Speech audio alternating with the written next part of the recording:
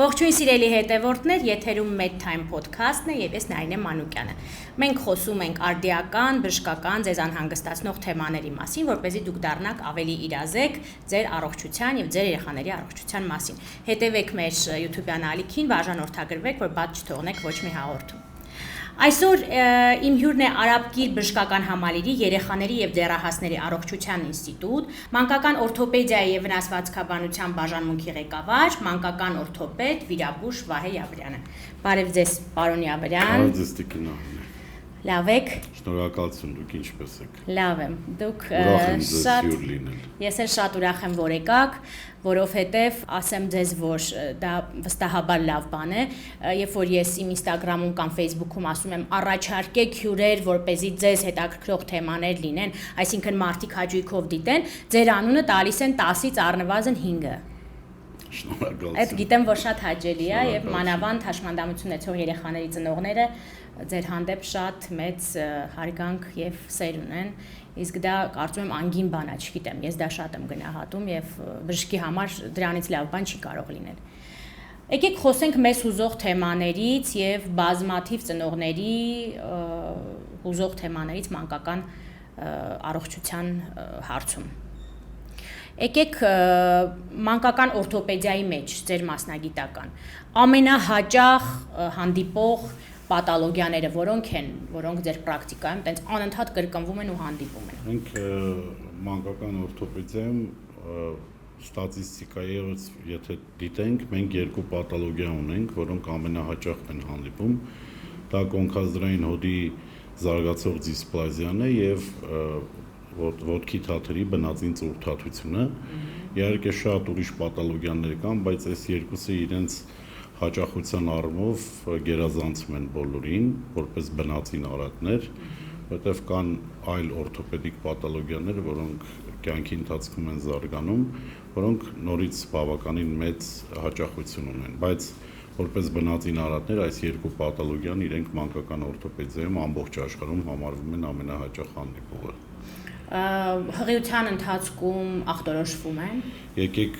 առանձին դիտարկենք երկու դեպքը, որովհետև սրանք կարևոր բաներ են։ Եթե առաջինը խոսենք բնածին ծուրթաթության մասին, պիտի ասենք, որ ուրախությամբ պիտի ասենք, որ տեխնոլոգիաների զարգացման հետ մեկտեղ արդեն ուլտրաձայնային հետազոտման միջոցով ներարգանդային կյանքում հնարավոր է ախտորոշել բնածին ծուրթաթությունը եւ բարեբախտաբար պիտի նշեմ, որ մեր հանրապետությունում էլ վերջի տարիներին 5 կամ 10 տարում արդեն բավականին հաճախ տոկոսային չեմ կարող կոնկրետ ասել, բայց ելնելով իմ փորձից կարող եմ ասել, որ 50% դեպքերը արդեն ծնողները տեղյակ են լինում իրենց երեխայի մոտ առկա պաթոլոգիայի մասին, որը ես շատ կարևորում եմ, քանի որ այդ ստրեսը, որ մայրը եւ հայրը իհարկե ապրում են, երբ երեխան ծնվելուց հետո սպասումով, որ իրենք պիտի առողջ բալիկ ունենան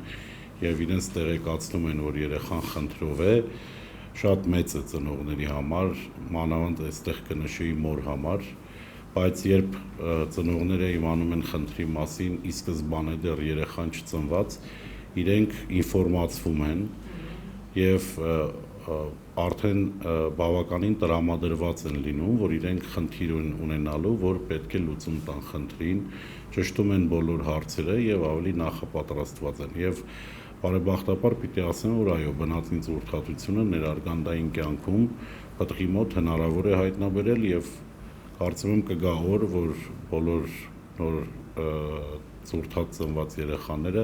ներարգանդային կյանքում արդեն ախտորոշված կլինեն։ Ես ուզում եմ, որ մենք հստակեցնենք մի քիչ, որ հանկարծ չդիտվի, որ երբ որ ախտորոշվում են, դա կարող է դառնալ հղիության ընդհատման պատճառ։ Շատ կարևոր հարց եք բարձրացնում, Տիկին Նարինե, ես կուզեմ սրա վրա կանգ առնել։ Հայաստանի Հանրապետությունում գոյություն ունի ստեղծված առողջապահության նախարարության կողմից հանձնաժողով, որը վերջնական կարծիք է տալիս ներարգանդային կյանքում առկա արատների պատճառով հղիության ընդհատման հնարավորության վերաբերյալ եւ այդ ցանկի մեջ բնածին ծուրթատությունը երբեք չի մտնում, անգամ չէր մտնում այն ժամանակ, երբ որ դրա բուժումը շատ խնդրահարույց էր, իսկ մենք երբ որ հասնենք, այո, մենք երբ որ հասնենք բուժմանը, արդեն մեր ձեր հետևորդներին ավելի պարզ կլինի խնդիրը, ասեմ, որ բնածին ծուրթատությունը ինքը շարակցական հյուսվածքի զարգացման արատ է, այսինքն մեր ոտնաթաթը կազմված է բազմաթիվ ոսկրներից եւ ոսկրիկներից, եթե մենք դիտարկենք այդ ոսկրների անատոմիան բնածին ծուրթատ երեխայի մոտ, ինքը ոչինչով չի տարբերվում նորմալ թաթի անատոմիայից, բայց երեխայի թաթը դեֆորմացված է, քանի որ շարակցական հյուսվածքի ինչից բաղկացած են հիմնականում մեր կապանները,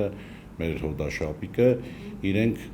ոչ ճիշտ են կառուցված եւ դրա պատճառով առաջանում է այս դիրքային խնդիրը, որը բերում է ենթավեգային հոդում, վեգնավակաձև հոդում հոդախախտի եւ ֆիքսված ծուրթատ դիրքի։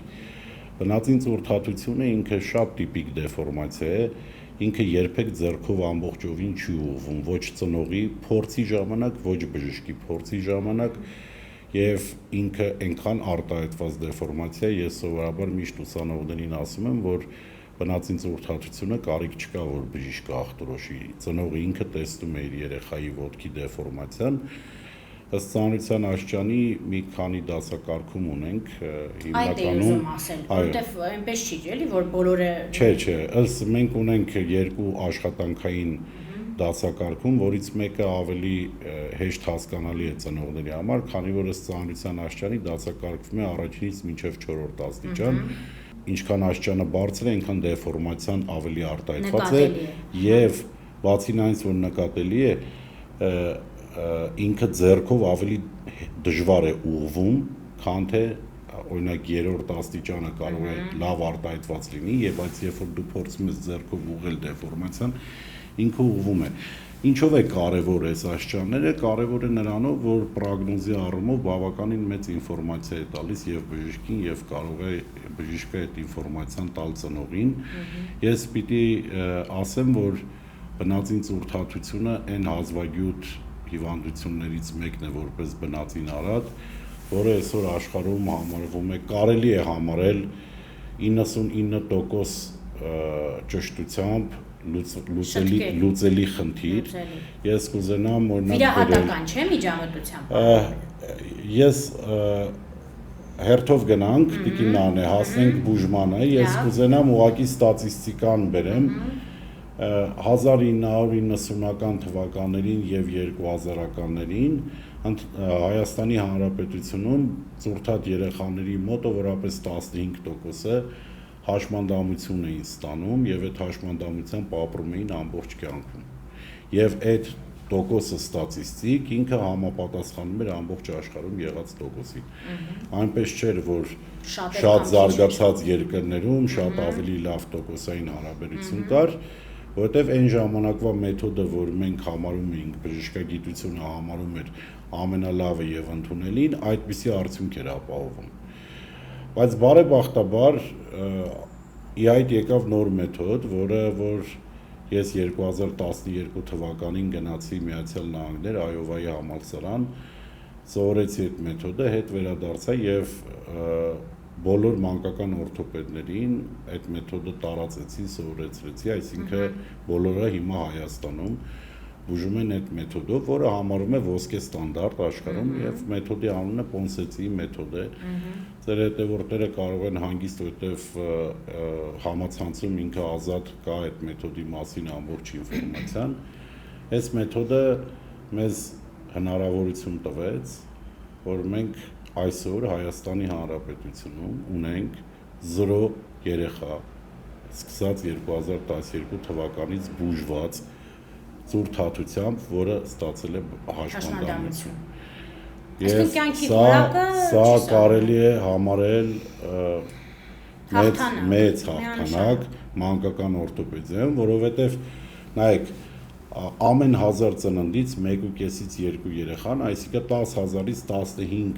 15-ից 20 երեխա ծնվում է բնածին ծուրթատությամբ։ Եթե միջինացնենք, որ Հայաստանի Հանրապետությունում տարեկան 60 ծուրթատ է ծնվում, դուք կարող եք արդեն հաշվել, որ 15%-ը 9-ից 10 երեխա ամեն տարի նոր հաշմանդամ երեխա ենք ունենում միայն այս պաթոլոգիայից, որը այսօր համարվում է լուծված եւ բարեբախտաբար պիտի նշեմ, որ բոլոր անխտիր, բոլոր կլինիկաներում, այդ թվում նաեւ իմ կլինիկայում այս պաթոլոգիան բուժում են այս մեթոդով, որը շատ մեծ ձեռքբերում է։ Մեթոդը այնուամենայնիվ վիրահատական է, թե ինչ որ այլ, դե քանի որ դուք եք անում, արդեն պարզ է որ վիրահատական է, բայց ինչ ծանրության է, մեթոդը հենց այդ շատ կարևոր հարց եք տալիս, որտեղ առաջներում եղած մեթոդը ինքը նորից սկիզբը գիպսակապերի տեղադրում էր, բայց այդ երեխաների 60-ից 70%-ը հասնում էին վիրահատության, որը տևում էր մոտավորապես 1-ից 2 ժամ, ամեն թաթի համար մի վիրահատություն չէր, հետո էլի էր անհրաժեշտ լինում։ Պոնսեցի մեթոդը իրենից ներկայացնում է ի սկզբանե ինքը կոմպլեքս է, ինքը չի կարող լինի մի մասը առանց երկրորդի եւ առանց երրորդի։ Հիմա հերթով դրանով անցնենք առաջնային հատվածում բուժման երեխային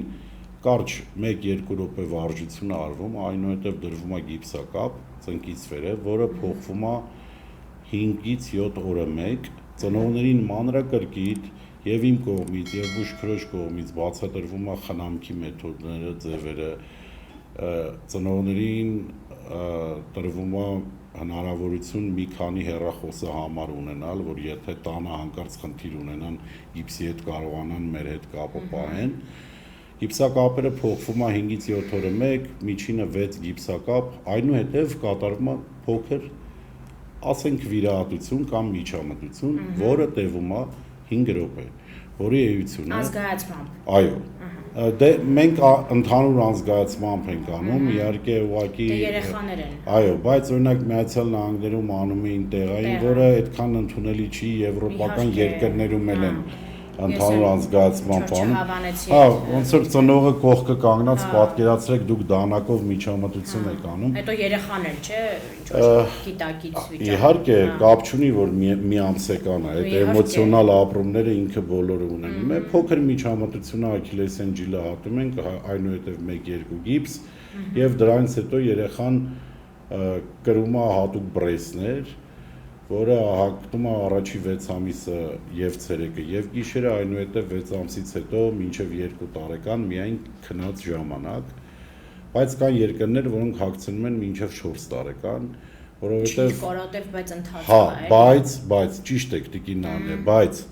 սա հնարավորություն է տալիս, ես միշտ իմ երեխաների ծնողներին, այդ այնպես չեմ ասում ին, որովհետև այդ երեխաները ինչ որ չափով իմն են, որովհետև ծնողին ասում են, որ դուք ձեր երեխային հիմա ինձ եք տալու, եթե պատրաստ եք տակ, ուրեմն տվեք, եւ ես իմ երեխաների ծնողներին ասում եմ, որ տեսեք, եթե դուք հետևեք այս ամբողջ գործընթացին, հետո ուզենաք, որ ձեր երեխան ֆուտբոլիստ դառնա, ինքը կդառնա ֆուտբոլիստ, որովհետև իրենք ունենում են լիարժեք թաթեր, եւ ասեմ իհարկե սենց պատմելը ավելի դժվար է թվում, քան թե ծնողներն անցնում են։ Հետո շատ ինչն եմ կարևորում, որ քանի որ ինքը էտապային է բուժումը, երեխաները բավականին երկար գնում գալիս են եւ իմ աշխատանքը կազմակերպված անց, որ ես նույն օրերն եմ այդ գիպսակապերը դնում, ստացվում է, որ ծնողները իրար հանդիպում են։ Այսինքն մի երեխա, որ առաջի օրը եկել է, տեսնում է երեխայի, որ վերջի գիպսն է, կամ տեսնում է երեխայի, որ հա, տեսնում է երեխայի, որ բրեսերով է, հանում է, տեսնում է թաթերի ուղիղ, կամ մի երեխայի, որ արդեն 5 տարեկան է, եկել է վերջի այցելությանը, վազում է, թռնում է եւ մայրը ասում է, երեխան ծուրթաթ է եղել, որ սենց ուղիղ է ոտքերը։ Ուզում եմ ասեմ, իհարկե, այս պաթոլոգիան բավականին լավ արդյունքներ ունենք եւ դժվար էր պատկերացնել, ես այն ժամանակ, որ սկսում էի 98 թվականին իմ կլինարդինատուրան ես որ նոր սկսում էի, իմ ուսուցիչը շաբաթը 1 վիրահատություն էր անում, այդ 1-ից 2 ժամ, այսինքն մենք տարեկան մի 50 երեխա ենք վիրահատում եւ ժամանակ մտածում ենք, ասում ենք այս վիրահատությունը, որ կարողանանք մենք էլ լավ անենք եւ այլն, բայց բարեբախտաբար այսօր մենք կարողանում ենք այս հարցի լուծումը տալ ավելի քիչ ագրեսիայով եւ ավելի լավ արդյունքով, քան թե առաջներում էինք կարողանում տալ։ Այնուամենայնիվ, եթե ներարգանդային շրջանում չի ախտորոշվել, հետո երեխան ծնվել է, մայրիկը լավագույն դեպքում նկատում է ինչ-որ բան, բայց տատիկը ոնց որ ստանդարտ իրավիճակ է, էլի ասում շատ հանդիպում։ Կամ ասենք բարեկամներից մի քանիսը բան տանը ասում են, որ չէ, ասենք papan էլ ասենց եղել, էս կանցնի, մի հատ բան թարս հագցրու կոշիկները, տակնել մի հատ չգիտեմ բամբակ ծալի դիր կամ դե մի խոսքով հազարավոր գիտեք ինչ ասեն ժողովրդական ֆոլկլորային բաներ կան։ Ոնց հասկանա մայրիկը, որ պետքա դիմել, որ իր երեխայի մոտ ուրթաթությունը։ Լինում է տենց դեպքեր, մանավանդ երբ որ ուրթաթության աշճանը այդքան ծանր չի։ Այս վերջերս ունեցել եմ իմիջիալոց, եկել էին մոտավորապես երեխան 45 օրականներ, որը բայց բավականին երկար ժամանակ է ուրթաթության համար։ Եվ երբ որ ծնողին հարցնում եմ, բա ինչի եք հիմա եկել, դե ասում եմ ոնց որ մեծ երեխուս ոտքերն էլ էր սենց, ինքը ուղղվեց կամաց։ Որ պատասխանեմ ձեր հարցին, պիտի ասեմ, որ սկզբից էլ նշեցի, որ բնածին ուրթաթությունը իրական, ինքը երբեք չի ուղղվում հենց այնպես։ Եվ ամենակարևոր կետը, որ ծնողը կարող է հասկանա, դա նա է, որ ինքը ձեռքով ինչքան էլ փորձի այդ թեք թաթը դարձնի ուղիղ, ինքը երբեք չի կարողանալու, որովհետև այլ դիրքային խնդիրներ, ոչ թե հիվանդություններ, որ հանդիպում են նորածինների մոտ, ոտնաթաթի, իրանք ձեռքով դիրքավորելիս լրիվ գալիս են նեյտրալ դիրքի։ Այո, սրանք ներարգանդային կյանքի դիրքային խնդիրներ են, որոնք կարող են ինքը իրան ուղղվել եւ բուժում չեն պահանջում, բայց բնածին ուրթաթությունը այդ դեպքը չի։ Իհարկե առաջ ասում էինք, որ մի օր շուտ պիտի բերեք հիվանդանոց, բայց Պոնսեցի մեթոդի այդ գալու դեպքում ասում ենք, որ հիվանդանոց պիտի գաք, երբ որ երեխայի սոմատիկ վիճակը եւ մոր սոմատիկ վիճակը լինի բավարար։ Այսինքն եթե մի 5 օր պետք է երեխան, որ ավելի լավ վիճակում լինի, ասենք ծննդատանը երկարամնաց է, կամ մորը պետք է մի շաբաթ որ կազդուրվի, որովհետեւ խնդիր չկա։ Այո, կարող են գալ 2 շաբաթականում 3, բայց ամեն դեպքում միտքը մնում է, որ ինչքան շուտ գան, այնքան ավելի հյուսվածքները, որոնց վրա մենք պիտի աշխատենք, ավելի ճկուն են եւ մենք ավելի լավ արդյունքներ ու ավելի հեշտ կստանանք։ Իսկ կան դեպքեր, որ ուշացած են գալիս։ Օրինակ քայլում է երեխան, տեսնում են, նոր զգում են, որ մի բան այն չի։ Ցավոք սրտի պիտի նշեմ, որ երևի հիշողությանս մեջ վերջի 3 տարում 2 դեպք ունեմ այդպիսի, որը իհարկե շատ մեծ խնդիր եմ համարում, որովհետև առաջներում շատ կային։ Բայց հիմա այս ինֆորմացիայի տարածման հեշտ լինելու պայմաններում եւ առողջապահության գոնե մանկական տարիքի այսքան հասանելի լինելու պայմաններում մենք չպիտի ունենանք այդ բաները, բայց ունենք։ Ես այստեղ իհարկե առաջինը ծնողի խնդիրն է։ Հիմա չեմ ուզում այդքան անդրադառնալ այդ ընտանիքներին, բայց երեխաներից մեկը 5 տարեկան էր։ Բնածին ուրթաթությամբ երբևիցե բժշկի չայցելած։ Լավ, մանկաբույժներն էլ չեն տեսել, օրինակ հաստատ կգնան, չէ՞, իրանց այդ տեղային պոլիկլինիկաները։ Այս վերջերս մի անգամ ունեցանք տենց խոսակցություն մարզերից մեկում մանկաբույժների հետ։ Պետք է ասեմ, որ բժիշկները իրանք շատ մեծ լծակներ չունեն, բայց ես ուղղությունը տվել եմ բժիշկներին, որտեղ է իրանց լծակները։ Իրենք պիտի դիմեն իրենց մարզերի կամ իրենց, եթե Երևանում են, իրենց համայնքների սոցիալբաժինները, որտեղ սոցիալբաժինները ունեն սոցիալական աշխատողներ, որոնց անմիջական պարտականությունն է հետևել, որ ծնողը երեխային ժամանակին տանի բժշկի, որովհետև այս դեպքը կոնկրետ այդ 5 տարեկանը մի քանի անգամ իրանց ասվել էր, որ պիտի երեխան բժշկի գնա, բայց դե գիտեք, ընտանեկան հիմա չեմ ուզում այսօր մեր խոսակցությունը իհարկե, չէ, դե բնական է, բայց նաև դրա կողքը պիտի ասեմ բարեբախտաբար, եթե համեմատենք 90-ականներին, մեր հիմա մեր ծնողները շատ ավելի բանիմաց են, Դե սոցիալական ցանցերը իրենց դեր ունեն։ Այո, մարդիկ լսում են եւ իհարկե ես մարդկանց պիտի խորհուրդ տամ, որ լսեն այնպիսի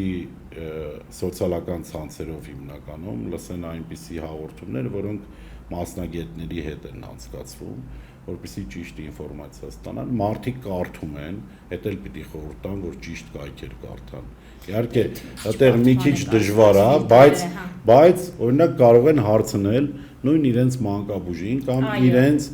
բանիմաց կրթություն ունեցող մարդկանց, որից է մի բժշկի կարծում եմ բոլորն էլ իրենց շրջապատում բժիշկ ունենան, օրինակ ինչ կարծիքի եք այս կայքի մասին, որտեղից ինֆորմացիա ստանամ եւ այլն։ Եվ մենք հիմա բժշկական աշխարհը շատ նորմալ է վերաբերվում, գոնե իմ ճանաչած իմ շրջապատի, որ մարդը փորձի ինֆորմացիա հավաքի, երկրորդ կարծիք ստանա, երրորդ կարծիք ստանա։ Մասնագետի մասին, կայքի մասին, աղբյուրի մասին։ Այո, սրանք նորմալ ծնողի համար, նորմալ քայլեր են, որ դա բնական է, որ պիտի անի։ Այդ առումով պիտի ասեմ, որ իհարկե հիմա ծնողները ավելի բանիմաց են, եթե համեմատենք 90-ականների կամ 2000-ականների, այդ սոցիալական ցանցերը եւ ինֆորմացիայի հասանելիության դրական կողմն է։ Եկեք խոսենք հոդախախտի մասին, որը եւս ձեր գործառույթի շրջանակում է, այսինքն դուք վիրահատություններ եք անում, ինչ հաճախականությամբ է հանդիպում նորածինների։ Տեսեք, կոնքազդրային հոդի հոդախախտը ինքը տերմինը առաջ կոչվում էր բնածին հոդախախտ, հիմա բնածին հոդախախտ տերմինը ընդհանրապես գոյություն չունի, փոխվել է եւ ինքը կոչվում է կոնքազդրային հոդի զարգացող հոդախախտ կամ ասում են կոնքազդրային հոդի դիսպլազիա։ Ինքը տարբեր իրավիճակներ են, որտեղ կա ենթահոդախախտ, կա գլխիկի դեցենտրացիա, որպեսզի շատ մասնագիտական բաների չգնանք, եկեք բնութագրենք այսպես։ Կոնքազդրային հոդի զարգացման ցանկացած խնդիր, որը բնածին է, ընդհանուր ընդգրկենք կոնքազդրային հոդի դիսպլազիա տերմինի տակ։ Կոնքազդրային հոդի դիսպլազիայով ծնվում են 1000 երեխայից մոտավորապես 40-ը։ Դա բավականին մեծ թիվ է։ Այդ Հայաստանում թե աշխարհում։ Տեսեք, մի քիչ տարբերություն կա կախված մաշկի գույնի հետ եւ այլն, օրինակ սևամորտների մոտ ավելի քիչ է հանդիպում, սպիտակամորտների մոտ ավելի հաճախ, բայց ընդհանուր առումով եթե միջինացնենք ամբողջ այս ստատիստիկան պահպանվում է, այո։ Ուրիշ բան է, որ հայտնաբերելիության աստիճանն է տարբեր։ Դրա համար մի երկրում կարող է քիչ լինի, մյուսում ավելի շատ։ 40 երեխա ծնվում են կոնքազդրային հոդի դիսպլազիայով եւ մոտավորապես 2-ը ծնվում են արդեն ի սկզբանե հոդախախտով։ Երբ ամբողջովին ազդրի գլխիկը կոնքազդրային հոդից դուրս է։ Այս 40 երեխան, որ ծնվում է, իրաց ծնվելու պահին որից է կլինիկական նշան հիվանդության չեն ունենում։ Օրինակ, որ ասում ենք բնածին ծուր թաթը ծնվում է, ծնողը բժիշկը տեսնում է, որ այս երեխայի թաթը ամբողջովին, այո, նորմայից շատ հեռու է, այն երեխան, որ ծնվել է դիսպլազիայով, ինքը ոչինչով չի տարբերվում առողջ երեխայից։ Ստատիստիկան ասում է, որ կան ռիսկի խմբեր, օրինակ աղջիկները 85%-ը դիսպլազիայի աղջիկների մոտ է։ Առաջի ծնվող երեխաները ավելի մեծ շանս ունեն, այն երեխաները, որոնք հետույքային առաջադրմամբ են, ծննդաբերության պահին ավելի մեծ շանս ունեն։ Եվ ելի մի քանի ռիսկի խմբեր կան, բայց չկա ոչ մի փաստարկ, որ ասես այ երեխան սենց է ծնվել, ուրեմն կան ինքը պիտի ունենա դիսպլազիա։ Այսինքն պատճառները որպես այդպեսին նշել չեն կարող, օրինակ ժառանգական կամ ինչ-որ տրավման։ Այո, կարող ենք տիկին Աննե ասել, որ չենք կարող ասել, որ սա գենետիկ հիվանդություն է, քանի որ գենը հայտնի չի, որը պատասխանատու է այս բնածին արատին։ Բայց գիտենք, որ ընտանիքներում, որտեղ այս խնդիրը կա, իրանց մեծ ընտանիքներում եւ մայրական եւ հայրական կողմի մոտավորապես 20% շանս կա, որ երեխաները, որոնք կծնվեն, նորից կունենան այս խնդիրը։ Այստեղ պիտի նշենք, որ պիտի ասեմ, որ աշխարհում այս երեխաները ոնց էին, իրանք մեծանում են լրիվ նորմալ, ծնողները երջանիկ, երեխան նորմալ սոմատիկ կյանքով մեծանում է, քաշը ավելացնում է, նստում է, մի քիչ ուշ է քայլում։ ու մեկ Բայց նստում է այո,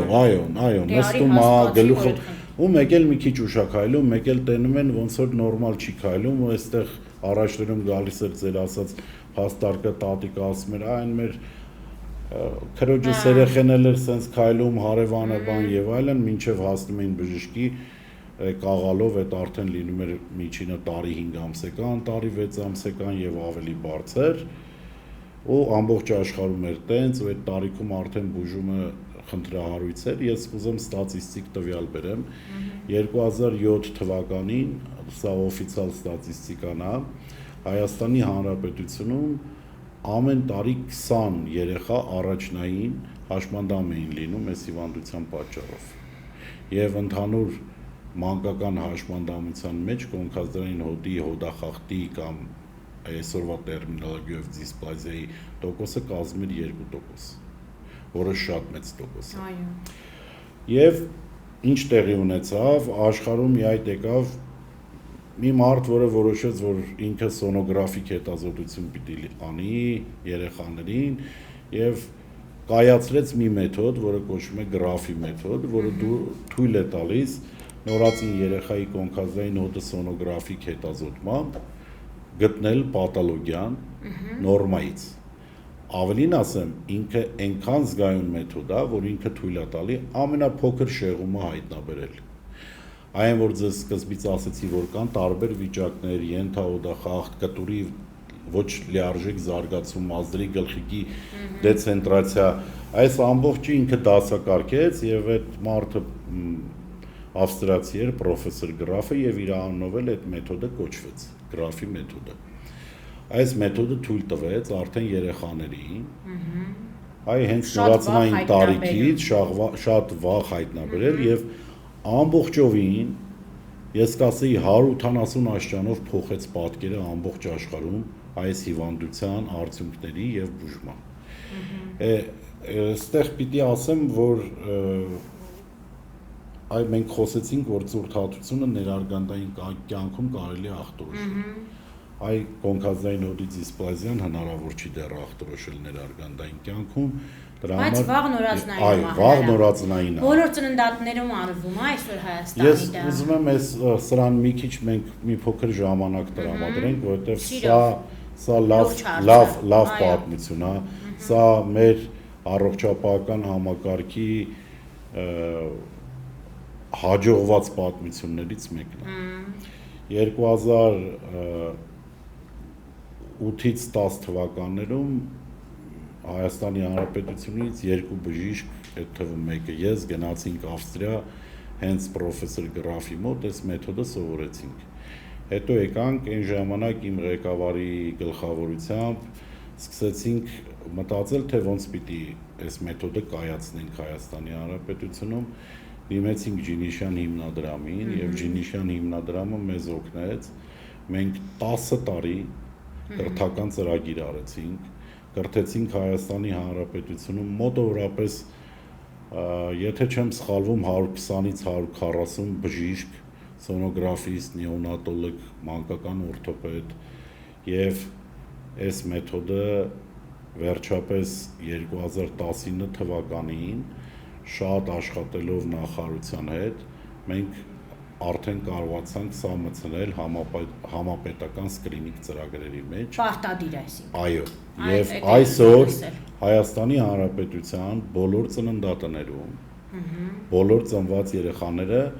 այս հետազոտությունը անցնում են։ Մենք վերցրեցինք այն տարբերակը, որը անում էին Եվրոպայում գերմանախոս երկրները, այսինքն առաջի հետազոտությունը արվում է ծննդատանը։ Եթե խնդիրը հայտնաբերվում է ծնողին եւ մանկական պոլիկլինիկային տեղեկացման, որ երեխան խնդիր ունի եւ նա կարիք ունի նորից հետազոտման մինչեւ 1 ամսեկան հասակը։ Եվ ուշադրությունը արդեն սևեռվում է երեխայի վրա։ Ծնողի որոշելուն չի մնում, այլ այս ամենաճիշտ ձևն է, էլի։ Այո, եւ այստեղ նաեւ էդ էլ պիտի նշեմ, որ օրինակ ծննդատներ ունենք, որոնք մարզերում են, մի բժիշկ ունեն, այդ հարցով իհարկե զբաղվում ենք, որ նաև մասնագետների քանակ ապավենք, բայց եթե ծնված երեխան դուրս է մնում, մեկը հետազոտությունից, մեկը անպայման պոլիկլինիկային հայտնում են, որ ինքը չի անցել սկրինինգ։ Այսինքն անկետայի մեջ պիտի լինի, էլի, որ պարտադիր կետա։ Եվ պարտադիր մանկաբույժները գիտեն, եւ մենք սրան շատ հետևում ենք, ավելին ասեմ, որ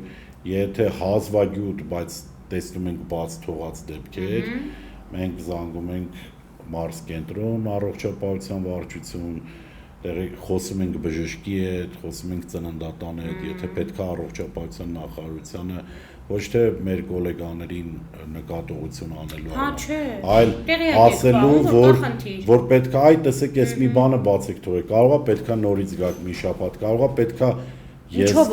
ես գամ նորից մի հատ իրար հետ նայենք։ Տեսեք, այս շղթան բավականին լավ աշխատում է եւ մենք արդեն փոքր հետազոտություն անցկացրեցինք, որը տպվել է միջազգային ժուրնալներում, 20 թվից սկսած մենք փորձեցինք հասկանալ, թե սա ինչ էֆեկտ տվեց, իհարկե մենք կարող ենք դեռ միայն վաղ արդյունքները քննարկել, երկու կետ կարողացանք շատ կոնկրետ հավաստի ապացույց ունենալ, որ մեր սկրինինգը աշխատում է շատ լավ, դա առաջինը նա էր, որ վիրահատությունների քանակը ես կասեի մի քանի անգամ պակասել է, որովհետև այն, որ հայտնաբերում ենք վաղ, իրանք բուժվում են կոնսերվատիվ, իրանց 80%-ը բուժում է տնային պայմաններում, նրանք ովքեր էլ որ հասնում են։ Ոնց, պարոն Յավրամ, դի ընդհատեմ ձեզ, ինչ մեթոդով։ Այ տեսեք, այդ դիսպլազիան 40 որ ծնվում են, իրանց 80%-ը մինչև 3 ամսեկան իրանք իրանցով դառնում են առողջ, 20%-ը այսինքն 8 երեխա, եթե ոչինչ չանենք, դառնալու են հոդախախտով։ Այ երբ որ մենք ժամանակին իրանց հայտնաբերում ենք, մենք ծնողին ասում ենք իրան ոնց պիտի խնամի, եթե դա չի աշխատում, այսինքն զատման դիրք պիտի տա, ասում ենք պտղի դիրք կամ գորտի դիրք։ Եթե սա չի աշխատում, անցնում ենք մյուս էտապին, որը իրանից ներկայացնում է զատող շինաների կրում, որ մեկը երեխան տանն է, ինքը շինա է ակտում, իր մամայի հետ է, եթե սա էլ չի աշխատում, օրինակ 6 ամսեկանում տեսնում ենք, որ չէ, մեկը մենք չունենք այն արդյունքը, մենք գնում ենք հաջորդ քայլին, մենք ընդհանուր անզգացման տակ ազդրի գլխիկները համադրում ենք հոդի կենտրոնում եւ դնում ենք օքսիդային կապ։ Եվ այս ամբողջ գործողությունները տալիս է մեզ այն էֆեկտը, որ մենք հանրապետությունում օրինակ ժամանակին ունենում էինք մոտավորապես 25-30 բաց վիրահատություն երեխաների կոնքազդրային օդի, անցյալ տարի ունեցել ենք 3 կամ 4 վիրահատություն եւ այս սկրինինգի ներդնումը եւ ես շատ հույսով եմ, որ իհարկե պիտի նշեմ, որ մեկը կան դեպքեր, որոնք այն երկու դեպքը հիշում եք, ես սկզբից ասացի, որ այ 1000-ից 2-ը միանգամից հոդախախտով են ծնվում։ Սրանք կոնքազդրային հոդի եւ ազդրի գլխիկի անատոմիական լուրջ խանգարումներով են եւ իրանք մեծ հարցականով են կոնսերվատիվ բուժման հարցում այսինքն վիրահատականին է մնալու այո մնալու է վիրահատականի եւ վիրահատությունն էլ դեռ ինքը ապահովագրություն չի որ խնդիրը լուծում կստանա այնպիսին ինչպիսին մենք ուզում ենք բայց տեսեք մի հատ բան ասեմ մեր ձեր լսողները երևի տարիքով լսողները հաստատ կհիշեն մեր շրջապատում, քանի որ այս հիվանդությունը հիմնականում աղջիկ երեխաների մոտ էին, ինչքան կանայք կային տարիքով, որոնք քայլում էին բադիկի քայլվածքով, sense ոտից ոտ էին ընկնում, մանավանդ գյուղերում տատիկները ու դա կապում էին ծանր քաշի հետ, ծերության հետ, ամեն ինչի հետ, այս սրա պատճառն էր։ Առաջ մարդիկ կեսը իմանալով, կեսը չիմանալով ասում էին, որ դե ծննդաբերության ժամանակ ոտից քաշել են հոդախախտի, այդպիսի բան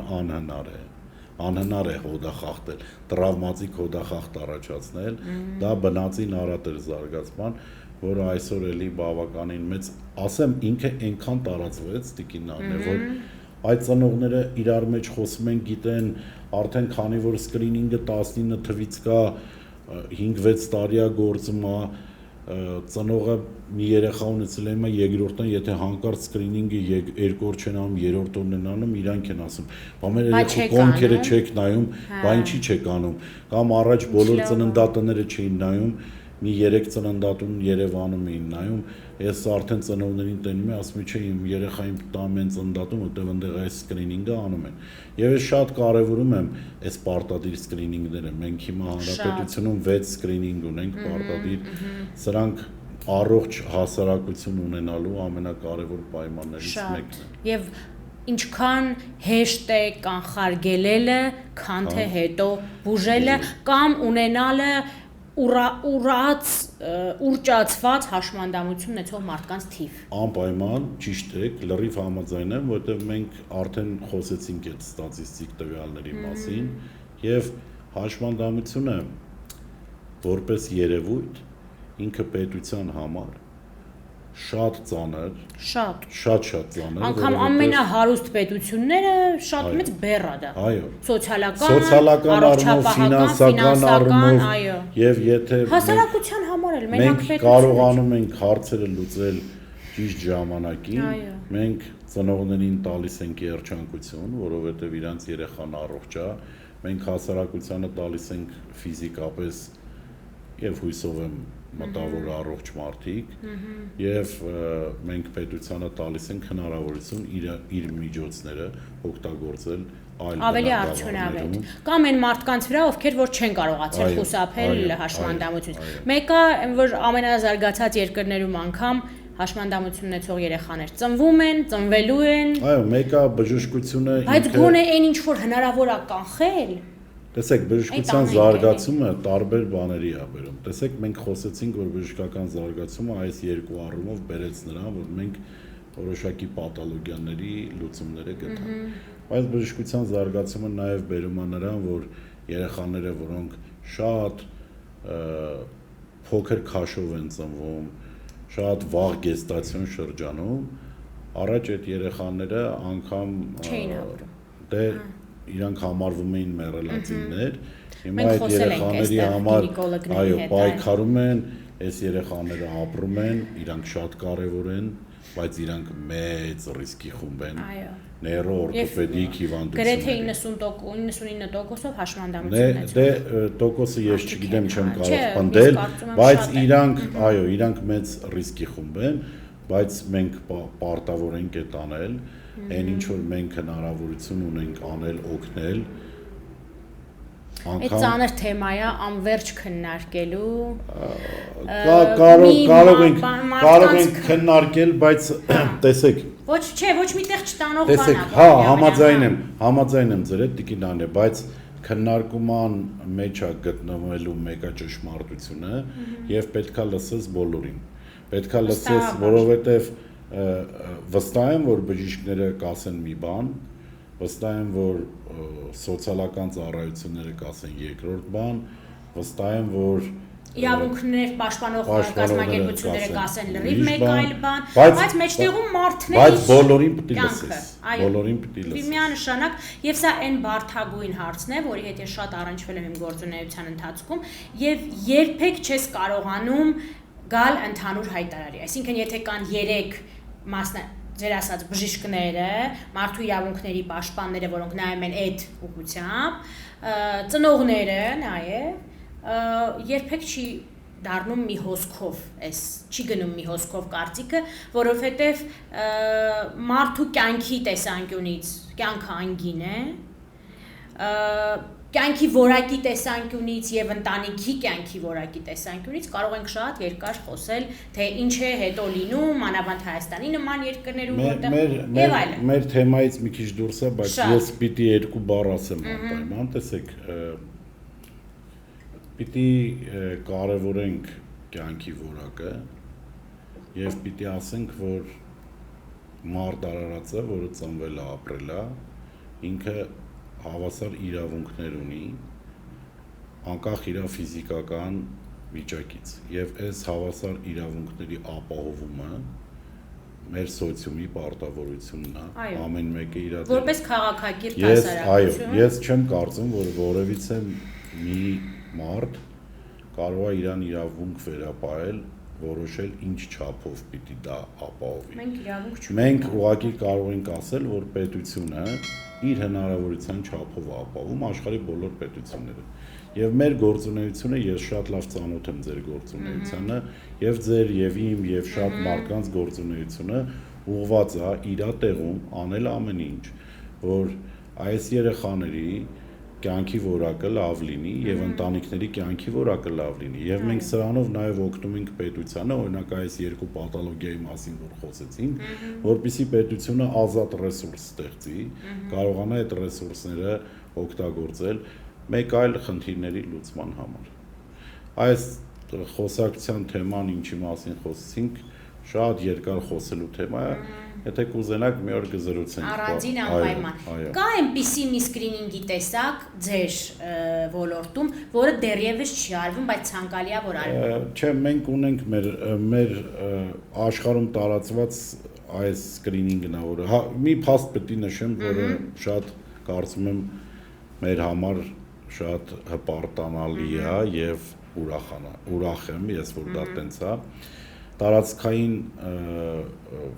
գիտական ժողով տեղի ունեցավ, որտեղ մեր հանրապետությունը ես էի ներկայացնում, ինքը նվիրված էր հենց կոնքաստային հոդի դիսպլազիային, մասնակցում էին տարածաշրջանի 15 երկիր եւ պարզվեց, որ համապետական սկրինինգ ծրագիր, որը ցանկացած մանկական օրթոպեդի կամ օրթոպեդիկ ասոցիացիայի երազանքն է, մեր տարածաշրջանում ունեն միայն 2 երկիր, մենք եւ Իսրայելը։ Ապրենք մենք։ Այո։ Իհարկե մեզանից դեպի Ասիա ընկած հատվածներ հիմնականում եւ Բալկանները, որտեղ օրինակ Ռուսաստանում մի այլ տարբերակ է աշխատում, այնտեղ պոլիկլինիկաներում են նայում, օրինակ Միացյալ Նահանգներում նայում են միայն ռիսկի խմբերին եւ այլն, բայց մենք մեր տարածաշրջանում մենք եւ Իսրայելը ունենք այս կայացած ծրագիրը, որը անում ենք։ Մանկական օրթոպեդիայում այլ սկրինինգ ծրագրեր, որ համատարած ամբողջ աշխարհում ընդունելի է չկա, որովհետև բայց կան տեխնոլոգիաների ներդրում, կան առողջապահական համակարգի ճիշտ կազմակերպում, որ երեխաները ժամանակին դիտվեն մանկաբույժների կողմից, որ մանկաբույժները կամ մեր դեպքում տեղամասային բժիշկները կրթված լինեն բավարար, որ կարողանան ժամանակին տարբերեն։ Կարևորագույն օղակ է առանց ստորադասելու մնացած բոլոր մանկական կամ որևէ մի բժշկի աշխատանք կամ մասնագիտացում ամենակարևոր օղակը առաջնային օղակն է, որ պիտի լինի ամենահզորը ըստ իս։ Որովհետև այնքան կանխարգելում, որ կարող է անել առաջնային օղակը, որպեսզի չհասնի ավելի բարդացման դեպքերը եւ այլն։ Դեկին նան այնքան ցավոտ հարցեր եք բարձրացնում, որ հիմա մեկ էլ դրանից որ հիմա ես անընդհատ առնչվում եմ խոսել, պիտի հասնենք, նայեք, մենք այսօր մանկաբուժությունում լրջագույն խնդիրներ ունենք եւ կադրերի առումով։ Մենք հոյակապ մանկաբույժներ ունենք, շատ լավ, բայց մենք կադրային խնդիր ունենք։ Հիմա ամեն ինչ անում ենք, որ այդ կադրային խնդիրը լուծենք։ Իհարկե, եթե շատ հետ գնանք, որ անդրադառնանք ինչի եղավ, պիտի շատ հետ գնանք, հասկանանք, տեսնենք մանկաբուժական ֆակուլտետը ինչի փակեցին, կամ որ փակեցին, ինչ ավելի լավ պայմաններ տվեցին մարդուն նորավարտ բժշկին դառնա մանկաբույժ, որ ինքը որոշի մանկաբույժ դառնա։ Բայց չեմ ուզում այսօր անդրադառնամ, բայց ասեմ, որ որոշակի բաներ անում ենք, որ ավելի մեծ խնդրի առաջ չկանգնենք, բայց այո, խնդիրներ ունենք առաջի օղակի հետ, կադրերի առումով, կադրերի քչության առումով։ Հիմա այս կրթական ծրագրերը, ՇՄԶ-ները բան, որպեսզի իրանք ավելի ֆիկտիվ ձև չկրեն, փորձում ենք ամեն ինչ անենք, որ այդ ինֆորմացիան հասցնենք։ Մենք գնում ենք շատերս, ես օրինակ 2 տարի առաջ բոլոր մարզ կենտրոնները գնացել եմ մանկաբույժների համար, կարդացել եմ ինչա մանկական օրթոպեդիայում նորման եւ պաթոլոգիան, որովհետեւ տեղամասային մանկաբույժը գոնե պիտի հասկանա այդ հարթ թաթը 2 տարեկան երեխու մոտ նորմա է, թե վերցնեմ ուղարկեմ օրթոպեդի մոտ, ոտքերի կորությունը օրինակ վալգուսային կամ իքսաձև 4 տարեկանի մոտ նորմա է, թե ուղարկե մորտոպեդի մոտ։ Այո, դե աշխատում ենք, փորձում ենք այնց անենք, որ առաջի օղակը ուժեղացնենք։ Վերջին հարցս տամ, իհարկե շատ հարցեր ունեմ ձեզ, բայց ոչինչ, մի այլ առիթով անպայման էլի ձեզ կհրավիրեմ, ձեզ կանհանգստացնեմ։ Ամեն օր մենք տեսնում ենք, որ ավելանում են տարբեր կենտրոններ, որտեղ շտկվում են ըստ իրենց ներկայացնելուն, եթե թողնենք, այնպիսի խնդիրներ, որոնք որ ես իմ փոքր չափի գիտելիքներով գիտեմ, որ վիրահատական են, օրինակ այդ սկոլիոզ, կիֆոզ կամ ընդհանրապես վիրահատական չեն, կամ նայած ինչ աստիճանի։ Անընդհատ սոցիալական ցանցերում, մանավանդ ոչ այնքան ճիշտ ներկայացված էլի, ոչ պրոֆեսիոնալ, որտեվ օրինակ նույն TikTok-ը, որ հայկական տիրույթ է, մենք այնքան էլ լուրջ չենք վերաբերվում, բայց աշխարհում կան TikTok-ում կան հզորագույն գիտնականներ ներկայացված, բժիշկներ, մասնագետներ, ուղղակի պետք է ճիշտ բաժանորդագրություններ ունենաս, որ պատկերացնես, թե TikTok-ը ինչ լայն հնարավորություններ է տալիս։ Ես տեսնում եմ, որ այդ մասնագետներ են, ովքեր որ տանը կամ իրենց նկուղում կամ ասենք գարաժում, ավտոտնակում դրել են մի հատ տենց տապչան, այսպես ասած մասաժնի ինչ որ մերսման սեղան, եւ ասում են, որ ես բուժում եմ սկոլիոզ, կիֆոզ, բան եւ այլ։ Հազարավոր դիտումներ, մարդիկ հարցեր են գրում։ Այն որ sense նայում ես ասում ես, ուզում ես փրկես այդ մարդկանց։ Լավ, ոնց տարբերել էլի լայնածավալ թեմա է, պարոն Յավրյան, ես հասկանում եմ, ինչ հարց եմ տալիս, բայց ոնց տարբերեն, լավ, մասնագետին չմասնագետից։ Լավ, տեսեք, Տիկին Անե, ես երկու ուղղություն եմ դնում ձեր հարցի մեջ։ Դուք այդ իհարկե շատ ակտուալ հարց է, ակտուալ հարցը ոչ մենակ մեր երկրում դրսում էլ կա այդ հարցերը, ամենտեղ կա այդ հարցերը։ Ես կարծում եմ, որ մենք պիտի երկու ուղղությամբ գնանք, մի ուղղությունը, որ պետքա հասարակության ամբողջ հատվածին կամ գոնե այն հատվածին, որը ընդունակ է տարբերել ավելի շատ ինֆորմացիա տանք, ավելի շատ մասնագետներ, պրոֆեսիոնալ հրավիրենք եւ լսելի դարձնենք, այսինքն պրոֆեսիոնալների ձայնը, եւ այո, եւ ձեր ասած այն ինչ որ անում ենք, սա պիտի լինի մեր մի ուղղություն։ Այո։ Մյուս ուղղությունը արդեն պետական մարմիններինն է։ Ես պատկերացնում եմ, որ գործունեությունը ցանկացած ինքը ունի բնութագիր։ Նրա մասին ինչի մասին որ դուք եք խոսում, սա լիցենզավորման ենթակա գործունեություն։ Այո, բժշկական գործունեություն։ Ձեր ասած տարբերակում մարդուն չեն հրավիրում, ասում են եկեք ձեզ մերսման, դուք ձեզ հաճելի կլինի։ Ասում են եկեք մենք ձեզ կբուժենք։ Այո։ Այս դեպքում այս մի հատ գործունեություն է, որը պետքա լիցենզավորվի եւ չպետքա լիցենզավորվի թղթի վրա, այլ պետքա իրական լիցենզավորվի, սկսած նրանից, թե ով է աշխատում այնտեղ, որովհետեւ կարող ասենք թե ենթադրյալ մեկ մարդու անունով իր ունեցած լիցենզիայով լիցենզավորվել է կենտրոնը, բայց այդ մարդը տեղ ընդհանրապես չի գալիս եւ աշխատում են ձեր բնութագրած մարդիկ, որոնք չգիտեմ որտեղ ինչ են որոշել, ինչ են տեսել եւ կարող են վնասել, խնդիրը դա։ Եվ վնասում են, որովհետեւ իմ գործի բերումով ես բազմաթիվ երեխաներ, որոնք հետո գնացել են բողոքարկման, այդ թեմաները տեսնում եմ, նայում եմ, սա մի ուղղությունը պիտի լինի, այսինքն մասնագետի լիցենզավորումը, մյուսը պիտի լինի մասնագիտական տարածքի լիցենզավորումը, այսինքն ինչ է անհրաժեշտ օրինակ վերականգնողական կենտրոն ունենալու համար։ Շատ կոնկրետ պիտի լինի բնութագրերը։ Բայց կոնկրետ է, պարոն Յավրյան։ Բայց եթե վերահսկողություն չկա։ Եթե կոնկրետ է, ուրեմն պետք է հասկանալ, թե այդ բնութագրման տակ, տեսեք, Տիկին Անե, ինչի են այդ ձեր ասած հիմնարկները աշխատում, կարողանում աշխատել։ Լավ, ասենք թե վերահսկողություն չկա, բայց պետությունը չի ուզում տեսնի իր ֆինանսը ուրա գնում։ Եթե դա անհատի որոշում է, որ ինքը որոշել է, որ այն մի մարդը, որ առանց կրթության որոշել է, որ ինքը մասաժով կարա սկոլիոզ բուժի, ինքը տանում է իր երեխային այնտեղ, իր ֆինանսով, դա մեկ այլ խնդիր է, վատ է, բայց մեկ այլ խնդիր է, բայց երբ որ պետությունը որպես ռեհաբիլիտացիոն միջոցառում վճարում է դրա համար, առանց մասնագետների հարցնելու, սա շատ ավելի վատ խնդիր է։ Վստահ, բայց այն ինչի մասին, որ ես խոսում եմ, վստահաբար չլիցենզավորված, էլի եմ ասում դες, ինչ որ մի ավտոտնակում, դրվում է մի հատ սեղան, ու ասում է բուժում ենք էս հենց ինչպես տարբեր են, ես ուղղակի ժողովրդին խորհուրդ կտամ, ասում եմ, որ հարգելիներս ամենալավ ինֆորմացիան տալիս են հիվանդները, ովքեր այդ բժշկի մոտ բուժվել են։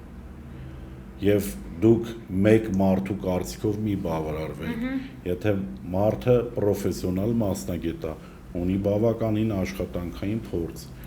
ինքը հաստատ, այսինքն փորձել լսել կարծիքներ, այո, փորձել լսել կարծիքներ, գտնել հիվանդ, օրինակ նայեք, ես իմ հիվանդների ծնողներին ասում եմ, ես իմ գիտելիքը թույլ է տալի, որ ձեզ առաջարկեմ այս բուժումը։ Ես ակնկալում եմ, որ մենք այս արդյունքն ենք ստանալու, իրան կարող է այսքան տոկոս շանս կա, որ չստանանք այդ արդյունքը, եւ կա որոշակի տոկոս ռիսկեր։ Եթե դուք ուզում եք, ես ձեզ կարող եմ իհարկե թույլտվություն ստանալուց հետո հիվանդի ծնողներից տալ հեռախոսահամարներ, հասցներ հիվանդների, որոնց մոտ լավ է ստացվել, հիվանդների, որոնց մոտ մնացել է նույնը, եւ հիվանդների մոտ, որոնց մոտ որոշակի բարդություններ են եղել։ Բոլորը ունեն իրանց տոկոսը հավանականության եւ բժիշկները պարտավոր է ամբողջ ինֆորմացիան տրամադրել հիվանդին։ Որ մարդը պատկերացնի իրան ինչ է սպասում, կարելի երեխային։ Այն էլ մեր դեպքում, մանկական բժիշկների դեպքում, երբ որոշումը ծնողինն է։ Շատ ծանր բան է։ Եվ ձեզ համար, եւ իրենց համար։ Շնորհակալ եմ շատ, կարծում եմ մեր ծնողներին եւ առհասարակ հասարակությունը հաճույքով կդիտի, որովհետեւ ինֆորմատիվ նորածնային շրջանից եկանք հասանք մինչեւ տարբեր այլ ակտուալ թեմաներ։ Ես ձեզ վստահաբար էլի եմ հրավիրելու, որովհետեւ լիքը հարցեր մնացին, որոնք չենք քննարկել, որոնք մի հաղորդման ընթացքում չէին տեղավորվի։ Ես էլ շատ շնորհակալ եմ, որ ձեր առօրյայում ժամանակ գտաք մեր հաղորդման համար, եթերում MedTime-ներ, բաժանորդագրվեք, որ ոչ մի հաղորդում բաց չթողնեք, դա շատ կարևոր է։ Մեր հյուրը Վահե Յավրյանն էր, կհանդիպենք։